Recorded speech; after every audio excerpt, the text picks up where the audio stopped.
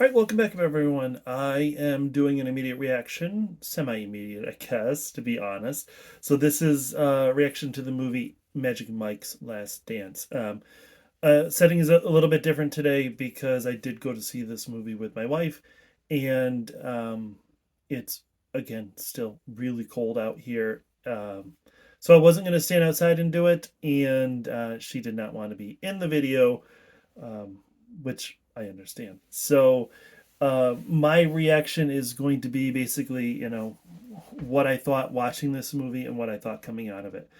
This is not a movie that I would have gone to see on my own, even though, I tend to or try to see almost everything so that I can do these videos and I'll post some thoughts on them. And I'll be honest, I enjoyed the first Magic Mike. I thought it was exactly what it needed to be and was trying to be, and it was fun. And Channing Tatum's a good looking dude who can dance. The second one, I don't even know if I really remember the difference between either of them. But I think I remember I didn't like the second one as much. So this movie was an interesting experience because I tend to go see movies, a lot of times by myself, and I'll go to afternoon showings, and so there's generally just me in the theater. And this is a theater that was absolutely packed. We got there half an hour or so before showtime, and other than the very front row, there were two seats left in the back. Wasn't one of the massive theaters, but it was nice to see that it was full. So this movie is one that has appeal. It's bringing people out. And I got a little frustrated right at the beginning. I know this isn't necessarily about the movie, but we got people fighting over seats because people wanted to sit near friends, and maybe they were sitting in the wrong seat. I don't know. And then there was a group of um, women who were throwing popcorn at each other, um, and it was a tough as someone who really likes to sit in the quiet and the dark and enjoy the movie experience.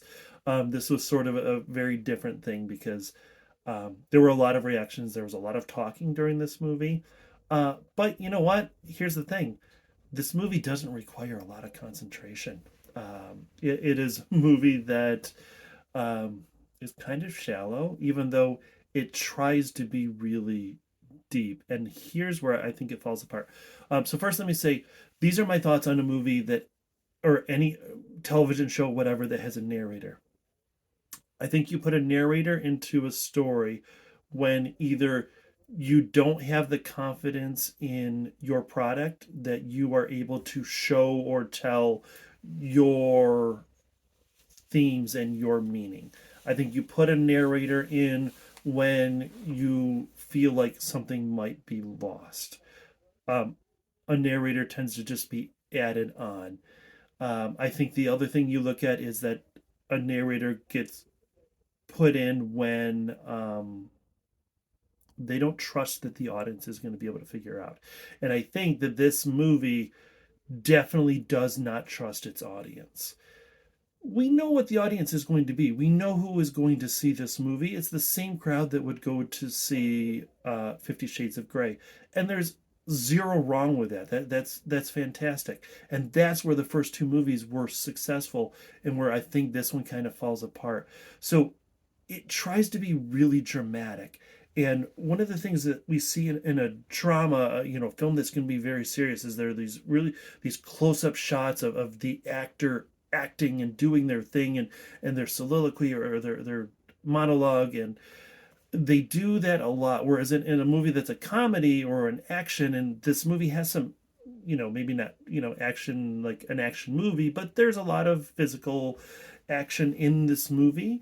Um, the shots tend to be wider so you can get more of a reaction of everything that's going on and react to the scene rather than just sit there and feel what that individual character or actor is portraying. Um, so this movie does that, a lot of close-ups, a lot of one-on-one isolated shots. It also has a lot of odd camera angles where things just kind of tilt just a little bit, or they're shooting up from underneath the characters and not trying to capture the action or the excitement of a dance scene, but just the drama of the movie, and it's a little bit too much. Um, as far as the actual story, very, very minimal. It doesn't really make a lot of sense. Walking out of it, the one group of ladies, someone said, "Well, I guess it's a good thing we didn't come for the story." That's right, because the story sucks. The story is ridiculous. Um, we come on into the film when Magic Mike is a he's now a bartender for a catering company, I guess, who's catering this charity event. The charity event just kind of gets thrown away very quickly in the film. Um, and he meets Selma Hayek, who's playing this character Max Mendoza, and she goes to get a drink from him. As we get the exposition that from people in the crowd that she's left her husband and that she's falling apart and yada yada yada, and he says something about how um, you don't always you want to see or you want what you see, but you can't have what you see, or something like that. That I think is supposed to be this really deep philosophical, um, phrase, but I don't know. So it catches her, and then she finds out that he was a stripper, and she's gonna pay him to do one last dance for her because she needs to feel like something or be distracted or whatever. And my wife turned to me at that moment when she's gonna pay him $6,000 for a dance. That there is no world, and right, there is no world in which Salma Hayek would ever have to pay to have sex or to have the company of a gorgeous man, right? Like that whole thing is absolutely ridiculous. So he dances for her, and the dance is it's not a dance. This dance is a sex scene. They are tripping on each other. It is dry humping. And it like starts like a mid-afternoon where they're breaking down after this catering event, and they're outside of this glass wall are all the other caterers who are, putting this stuff away, and then he locks the door. Okay, they're all still on the other side of the glass, but it as it goes, like you see it getting darker outside. So he is apparently grinding on her for hours before they finally have sex. And then of course it's the most magical thing in the world. And this whole movie is filled with all these metaphors and double entendres. And I say metaphor because they literally will tell you throughout the course of the film that this is a metaphor for this and this means that. They do not trust their audience to be able to figure any of that out. And guess what? It's not that difficult to figure out. So she brings him back to London because I don't why do we have to go to London? I don't know. I am married. I have 3 kids. I love my life. I love my wife. I have a great job that I love. Um, if I were to meet Salma Hayek or someone like Salma Hayek who is extremely rich, and then something happens, we spend the night together, and she says to me, "Come to London for a month, and I'll pay you $60,000." I'm going. I'm going to go do that. Um, and my wife is okay with that. We did talk about that on the way here. But, Mike is like, "Oh, no, I don't know. I don't know. I'm just guy. I'm just a dumb guy who lives in Miami, and I don't know anything about London, or why do I need to go?" And of course, she's not going to tell him. And, what she's doing, she's putting together this dance troupe. So it gets there, and for some reason, she owns a theater that she's getting in the divorce. It doesn't make any sense because the husband doesn't care about it. So they make it out that it's going to be this dilapidated old theater, but it's a working theater with a successful play going on in a company. I can't remember the name of the play, Anastasia Rising or something Rising.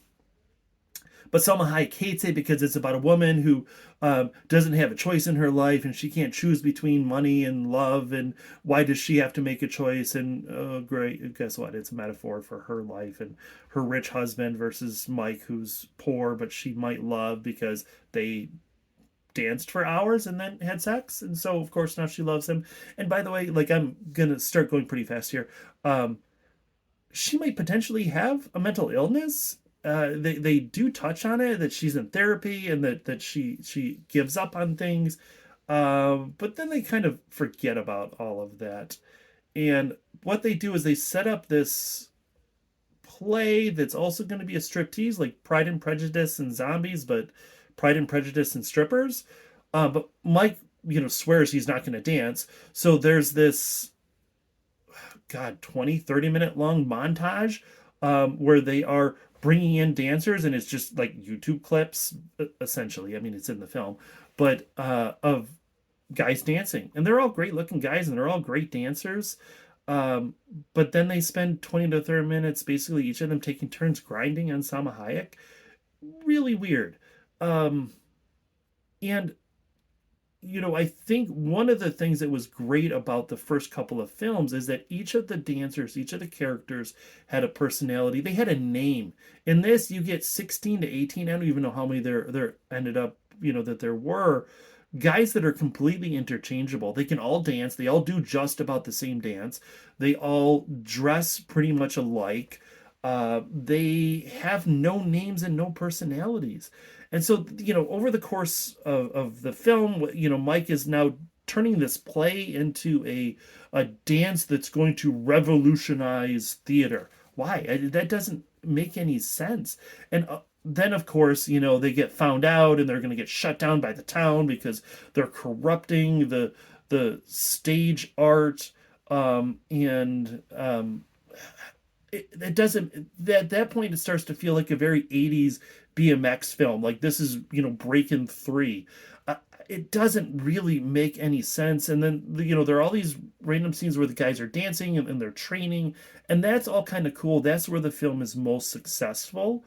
Um, but there's really four characters, and then there's, the daughter, Max, and her husband, whose name is, I don't know, forgettable. But anyways, he has, and I'm sorry, my cat is jumping in here. He's trying to shut the play down because he's worried for her, and it doesn't make any sense. But it basically culminates into this: will they, won't they, won't they? And we know that they will. And there's this one scene where she finally says it's being shut down, and she leaves, and he tries to stop her, but he can't. And but he gets his inspiration for the big ending for the show, and the big ending for the show is that he's going to put on this dance that simulates their relationship. And he says, get me a ballerina and a plumber. What? And then, oh my, okay, so anyways, they get this ballerina plan, and over the course of like 2 days, they have 4 weeks to put this whole play together. And here's the thing, like I said, there's no reason why she would think that he would be good at this. Just because somebody is a good football player doesn't mean that they're going to be a good coach. Just because somebody's a good dancer doesn't mean that they're a good choreographer or a good production manager, director, whatever. Yeah, just a lot of the logic kind of falls apart. And we saw over the course of this movie that, you know, more and more phones started coming out. I think people were kind of checking out, and I kind of did too. I laughed at some moments in this that probably weren't moments that were supposed to be laughed at. Just really melodramatic, strange scenes. But it all ends up culminating in this dance number, which Channing Tatum finally dances, and he's dancing with the ballerina, and it's simulating his relationship with, Mike's relationship with Max. And again, they don't trust the audience. So what they do is they're, instead of letting us sit in that scene and really just lose ourselves in what could be potentially a beautiful dance, even though it is a sex scene. It is a sex scene in the rain. Um, they keep cutting back to all these shots of the relationship, but the relationship is developed over the course of a couple of days. So as far as the memories that they have together, they're all very shallow and quite plain. And any audience member is going to remember, oh yeah, they did meet and have this sex scene at the beginning when they first um, hooked up. It's just, yeah. So I don't know. I went really long on this. Oh, and so I'm sorry. So for this dance scene in the rain, there's more to the play after that, but there couldn't be. There was thousands of gallons of water being dumped on a stage. They had no drains and no means of keeping the water on. That entire theater would be ruined. Um, so I know that's probably a strange technical thing to think about, and it seemed to be clearly filmed on a separate stage and not on the stage as the rest of the movie. I don't know. Maybe I could see a making of this movie and it'll make sense of it, but I don't think so. So that's basically my thoughts. Kind of soulless, kind of boring. Couple decent dance scenes that are more just kind of sex scenes, lacking the fun or the personality of the other two movies. And I am really hoping that this is the last dance. Let's just let it go. They're going to make a lot of money over the next couple of weeks, and let's have it at that. All right. If you have seen it, if you have any thoughts, if you disagree with me or agree, or whatever your favorite was, um, please let me know. All right. Thanks for watching.